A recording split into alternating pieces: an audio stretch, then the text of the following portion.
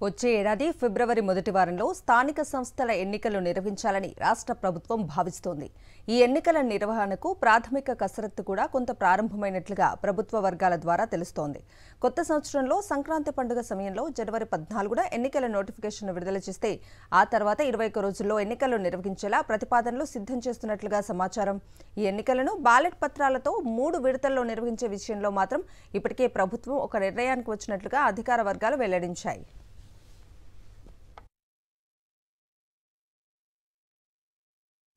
స్థానిక ఎన్నికల్లో పోటీకి 2 పిల్లల నిబంధన అమల్లో ఉండగా ఈసారి 2 కంటే ఎక్కువ పిల్లలున్న వారు కూడా పోటీ చేసేందుకు అవకాశం కల్పించనున్నట్లుగా సమాచారం.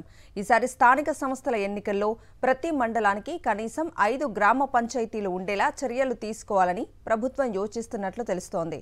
డిసెంబర్ 2వ వారంలో నిర్వహించనున్న అసెంబ్లీ సమావేశాల్లో ఈ 2 అంశాలపై బిల్లులు ప్రవేశపెట్టి ఆమోదింపజేసుకునేందుకు పంచాయతీరాజ్ శాఖ కసరత్తు ప్రారంభించినట్లుగా సమాచారం.